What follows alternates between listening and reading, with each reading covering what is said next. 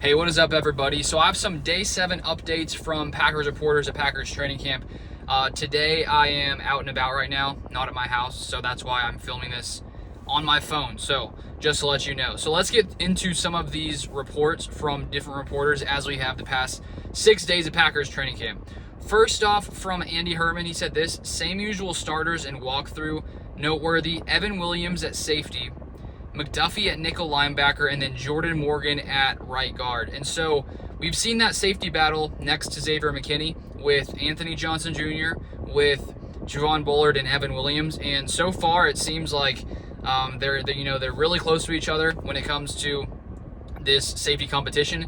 And we'll watch in the preseason games and see if any of these guys can really push ahead of the others. Then Mike Spofford said this: rookie third-round pick Marshawn Lloyd, running back, practicing for Packers first time in camp. He's back from a hip injury, won't be an 11-on-11 right away, but doing drills. And that is great news. The Packers invested pretty highly in Marshawn Lloyd, drafting him in the third round. And so far in camp, he hasn't been out there because of his injury, which has allowed Emmanuel Wilson and A.J. Dillon to take the snaps. But now with him back, we'll see if he can potentially get that second running back spot next to Josh Jacobs. It sounds like A.J. Dillon has looked pretty nice, so has Emmanuel Wilson, and so that competition is very much alive. Then Ryan Wood said this: Romeo Doubs had his way with Jair Alexander in 1v1, including beating the top corner on a 10-yard fade to the end zone, soared over Alexander to come down with a contested catch. Impressive reps. After an incompletion on slant, Christian Watson closed 1v1 with a similar type of towering catch over Eric Stokes on end zone fade. Not just a speed guy, Watson knows how to use his size too, even against a big corner. And so Romeo Doubs, facing off against Jair, one of the best corners in the league. Of course, one-on-ones, that's tough for corners when they don't have help like they do in typical games. But Romeo and Christian making some nice plays there. And then Andy Herman said this: fantastic run by Emmanuel Wilson and a nice juke in the open field on Anthony Johnson Jr. He's had the best runs of camp so far. And so coming into camp, with the Packers, bringing back A.J. Dillon, with Marshawn Lloyd being signed, it seemed like it could be tough for Wilson to make the roster. If the Packers hadn't have drafted Marshawn Lloyd, I think it would have been A.J. Dillon and Emmanuel Wilson on the roster. But with Lloyd here, it's gotten harder for that fourth running back. But so far, the fact that here Andy Herman saying that Emmanuel Wilson has looked the best, had the best runs, we'll see. Maybe he can push his way onto this roster. Then Andy Herman said this: number ones, Love at quarterback, Jacobs at running back, Davis and Musgrave at tight end, Doubs and Reed at receiver. Then here's a starting offensive line: Rasheed Walker left tackle, Elton Jenkins left guard, Josh Meyer center, Jordan Morgan gets a start at right guard. Sean Ryan had been starting there for a lot of camp when Myers was here, but Jordan Morgan pushing ahead there today at least.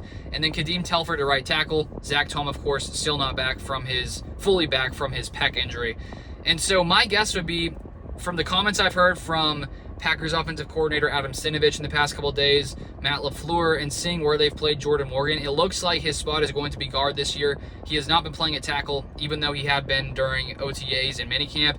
It looks like right guard will probably be his spot based on what the Packers have done so far, and he pushed ahead of Sean Ryan today. So this could be very similar to what the Packers O-line looks like this year, outside of Zach Tom coming in at right tackle. And I think that'll be a very good offensive line, very similar to last year outside of right guard. And I think that Jordan Morgan will probably be an upgrade over what we had last year with either John Runyon Jr. and Sean Ryan. And considering the Packers' offensive line was so good last year, adding a first-round talent there at guard could make this offensive line even better in 2024. Then the defensive starters: Rashawn Gary, Colby Wooden, Kenny Clark, Preston Smith. Linebackers here in the 4-3, McDuffie, Quay Walker, Eric Wilson, Stokes and Jair at corner, and then Evan Williams, as Andy Herman noted, and Xavier McKinney at safety. So Edgerrin Cooper still has not worked his way in with the starters, at least here today. McDuffie and Wilson have been starting most of the time in the 4-3 with Quay Walker, and so second rounder Cooper hasn't really pushed himself into that spot yet. Stokes has continued to be ahead of Carrington Valentine pretty much most of camp, even though both guys have been making nice plays. And as I already talked about earlier, the safety battle. Evan Williams really seems to be competing with Javon Bullard there for that other safety spot, which I didn't think would happen coming into camp, but he's made some really nice plays. Then from Andy Herman, Josh Jacobs' first play, team had by far his best run of camp. So Jacobs' best run of camp showed off that second gear. And hopefully he can stay healthy all year. That's why he could be an upgrade from Aaron Jones, just because Aaron Jones, even though he had a nice stretch to end the season, was not healthy most of the year, or not the whole year, but he was missed like 5-6 games last year. So if Jacobs can stay healthy, that'll be very beneficial for this Packers offense. Then Andy Herman, Bullard all over a short pass to Dillon. Evan Williams made such an impressive play on a bootleg, started going one way, quickly recognized it was going to be a bootleg, and got over to Tyler Davis in an instant. Davis dropped the pass. So Evan Williams, really have to keep an eye on him, see if he maybe can start there next to McKinney. We'll keep an eye on it. Bullard also making a nice play there, covering A.J. Dillon. And then deep crossers keep working for the offense. This time, Love to Doubs for a big pickup. And then Wes Hodgwood says this: Doubs is doing Romeo things. Gains a step on Valentine on deep crosser, and Love puts it on the money. And so we've talked about in the offseason, one of the questions most people had is, do the Packers need a wide receiver one? Do they have a guy who's going to really rise to that level? And I really don't think it matters. We saw what the Packers can do last year when they spread the ball around, and I think we're going to see a lot of the same this year. But as I've been preparing for my fantasy football draft, looking at like the average draft position for all these players, it looks like in drafts it's Jaden Reed, then Christian Watson in like round 7 or 8, depending on how many teams are in your league. And then Romeo Doubs is like 3 or 4 rounds later from what I've seen. And honestly, I don't fully get that, in my opinion. I know that last year Jaden Reed was a leading receiver. Christian Watson did miss a lot of time. But Romeo, in the biggest games last year in the playoffs, put up massive numbers against the Cowboys. What was it, like 160 yards or something? Then pretty massive numbers against the Niners as well, or somewhat sizable numbers against the Niners. And so I think people in fantasy football may be sleeping on Romeo Doubs, because I do think the ball's going to get spread out a lot. And so if you're getting Romeo Doubs a few rounds later, then I've just been contemplating it myself. Like, I may prefer picking him just because he's been making plays consistently. Love trusts him. I honestly would say that if there's one guy Love had to go to in a big-time situation, who would he trust the most? Right now, at this point, I'd say Romeo Doubs, based on what happened in the playoffs. So those are some fantasy football thoughts, just something I've been thinking about. So if you're into that, feel free to take my advice or don't. And then Wes Hodgwood's, I already read that one. Next, Andy Herman, Carlson and Joseph both go 3 for 3. Both are now 19 for 21 in camp. So they're pretty much have been on pace with each other in this competition. Then Wes Hodgwood's, Love finds Reed for a 16-yard touchdown in red zone on 3rd and 6, but Gary probably would have had the sack. So Jaden Reed also making plays, and lots of these receivers have been making plays. Andy Herman, Carl Brooks just completely reset the line of scrimmage versus Jordan Morgan on a Jacobs run. McDuffie all over and inside Jacobs run. Carl Brooks making a nice play there on Jordan Morgan. And so Brooks is a good player, so I'm not going to say it's all on Jordan Morgan, but interesting there. Then Brooks beats Morgan again for a quick pressure, but Love escapes and finds Jaden Reed open in the end zone for a touchdown. Cooper stuffs a Dillon run. So good on the one hand, Carl Brooks looking nice. Bad on the other hand, Jordan Morgan letting him go by. And then a nice play by Edgerrin Cooper, important to note there. And I think that looking at his college time, he is a very explosive Cooper, a very explosive player, especially when it comes to stopping the run. And so you saw some of that there. And then Matt Schneidman. Joseph takes the camp lead over Carlson, going 3 for 3 from 41, 42, and 45. He's now 22 of 24. Carlson was wide right from 41, then hit from 42 and 54. He's 21 of 24. So Joseph taking a slight lead by 1 kick. And this competition coming down really close here. Andy Herman, Van Ness gets a sack on Clifford, but Telford did a nice job on him in pass pro. Clifford ran into it. So another not so nice play by Clifford. Clifford with his best throw of camp in red zone in the back of the end zone to Dubose, who made a nice play as well. So there you have some positive news from Sean Clifford throwing a nice ball. You'd love to see it. He struggled a lot of camp with lots of interceptions.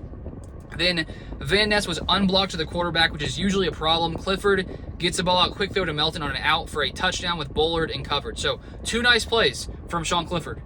Then Wes Hodgwood's Doubs is so nasty in red zone. Stokes had great coverage, and Love puts it where only Doubs can bring it in, and 87 gets feet down for the touchdown on 3rd and goal from the 4. So Doubs really seems to be having a big day today. Then Wes Hodgwood's McKinney has been a menace in red zone. He's been around nearly every ball. And that's where I think the Packers defense can take a huge step, is at safety, forcing more turnovers, being more aggressive. And when you look at the safeties the Packers were deploying last year compared to what they have now in Xavier McKinney, it's going to be a night and day difference. And I think that's going to be one of the biggest factors in this Packers season is Xavier McKinney coming through, making big plays, and he did it today consistently in the red zone per Wes Hodquist. Then Andy Herman down 7, 22 seconds left, ball in the opposing 18-ish. No timeouts, number one offense up first and 10. Keyshawn Nixon, pass breakup on first down. I've seen a lot of reports of Keyshawn Nixon breaking up passes, so that's good news for the Packers starting nickel. Then 3 safety look for the defense with Williams and Bullard both in the field with McKinney and Dime.